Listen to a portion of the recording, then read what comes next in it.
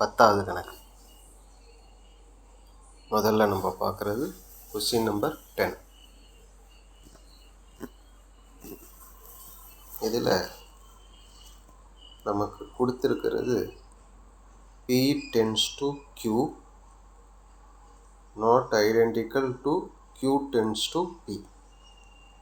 ரெண்டும் சமமாக இல்லை அப்படின்னு ப்ரூவ் பண்ணணும். P tends to Q, அப்புறம் அந்த பக்கம் இருக்கிறது Q tends to P. ரொம்ப சிம்பிள். PQ தெரியும், அதை அப்படியே ஃபில்லப் பண்ணிடுறோம். P tends to Q, இந்த அம்புக்குறி வந்ததுன்னா TF வந்தால் F, TF வந்தால் F. மற்றதுக்கெல்லாம் என்னென்னா T தான் வரும். TF எங்கே இருக்குது, ரெண்டாவதாக இருக்குல்ல, அதுக்கு மட்டும் F போட்டுடுறோம். மீதி இருக்கிற எல்லாத்துக்கும் T, மூணுத்துக்கும் T போட்டுடுறோம். அடுத்தது Q tends to P, Qலேருந்து Pக்கு போகணும். அப்பையும் TF F தான். TFனா இங்கேருந்து இங்கே, Qலேருந்து P பக்கம் பார்க்கணும். TF எங்கே இருக்குது, மூணாவதாக இருக்குல்ல TF, அது மட்டும் F, மீதி மூணுத்துக்கும் T. இப்போ இந்த ரெண்டு மதிப்பையும் பார்த்தோம்னா ரெண்டுத்துலேயும் வேறு வேறு ஆன்சர் வந்துருக்கு. TF TT, TT FT. அதனால் ரெண்டும் ஐடென்டிக்கல் கிடையாது. P tends to Qவும் Q tends to Pயும் நாட் ஐடென்டிக்கல். நிறுவப்பட்டது. அவ்வளோதான். Question 10 over. Okay, next 11. Not P double side implies Q identical, P double side implies not Q. P, Q, P both implies Q. அப்புறம் அதுக்கு negation. P both side Qக்கு negation not. அப்புறம் அந்த பக்கம் அதில் என்ன இருக்குது, not Q, நெகேஷன் Q, அப்புறம் ஃபுல்லாக P both side implies not Q. PQ value நமக்கு தெரியும், அதை ஃபில்லப் பண்ணிடுறோம். அடுத்தது P both side implies Q. இதுக்கு என்ன மீனிங்னா, ரெண்டு பக்கமும் அம்புக்குறி இருந்தால் சேம் சிம்பிளாக இருந்ததுன்னா T, TTT, அப்புறம் FFக்கு T, ரெண்டும் சேம் சிம்பிள்ங்கிறதுனால T. மீதி ரெண்டும் மாறி மாறி இருக்கிறதுனால ரெண்டுத்துக்கும் F. அப்படியே அடுத்த கட்டத்துக்கு வந்தோம்னா இதுக்கு நெகேஷன், இதுக்கு ஆப்போசிட். Tக்கு F, ரெண்டு Fக்கும் ரெண்டு T, Tக்கு F. இப்போ இந்த பக்கம் முடிஞ்சிச்சு. அடுத்து அந்த பக்கம் நெகேஷன் Qனா Qவில் என்னென்ன இருக்குது, Tக்கு F, Fக்கு T, Tக்கு F, Fக்கு T. இப்போ அப்படியே RHSல இருக்குது. அப்படி P நாட் Q, நாட் Qங்கிறது இந்த சைடு, Pங்கிறது அந்த பக்கம் இருக்குது. Pங்கிறது ரவுண்ட் பண்ணியிருக்கோம்ல, அது நாட் Qங்கிறது ரவுண்ட் பண்ணிடுறோம். இப்போ ரெண்டுத்துக்கும் ரெண்டு பக்கமும் இம்ப்ளைஸ். அப்போ நம்ம சேமாக இருக்கணும், FF வரணும், TT வரணும், அப்போ தான் T. மாறி இருந்தால் F தான்.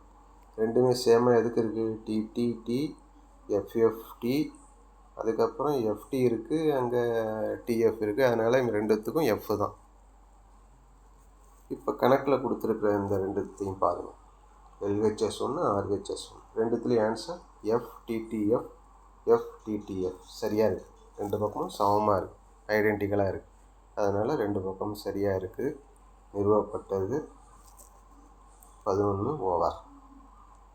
நெக்ஸ்ட் 13. நாட் P சேர்ப்பு Q சேர்ப்பு நாட் P வெட்டு Q.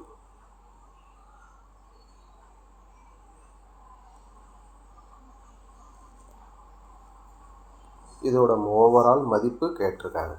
P, Q, P சேர்ப்பு Q, அப்புறம் இதுக்கு நெகேஷன் நாட் பி சேர்ப்பு q. அப்புறமேலுக்கு அந்த பக்கம் இருக்கு இல்லையா, அதில் நாட் பி, அப்புறம் ப்ராக்கெட்டில் இருக்கிறது அப்படியே நாட் பி வெட்டு q. அப்போ கடைசி காலத்தில் கம்ப்ளீட்டாக எல்லாத்தையும் எழுதணும். அதுக்கு பதிலாக என்ன செய்யணும், ஆள்னு போட்டுக்கும். அந்த இடத்துல அதெல்லாம் எழுதுனதாக வச்சுப்போம். இப்போ பிக்யூ தெரியும், அந்த மதிப்பை போட்டாச்சு. பி சேர்ப்பு க்யூன்னா ரெண்டுமே எஃப்பாக இருந்தால் எஃப், மீதி எல்லாம் டி தான்.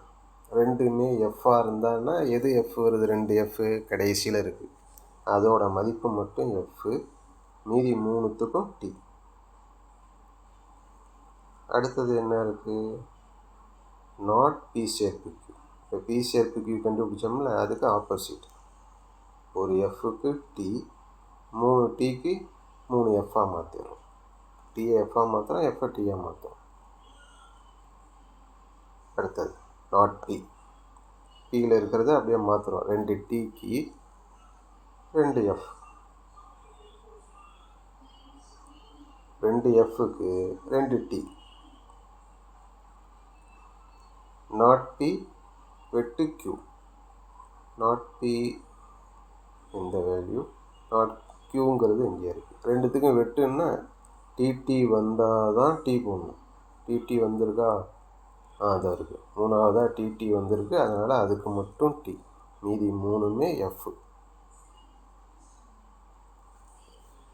ஓரளவு போட்டாச்சு. இப்போ கடைசி பகுதி எல்லாத்தையும் எடுத்துக்கிறோம்.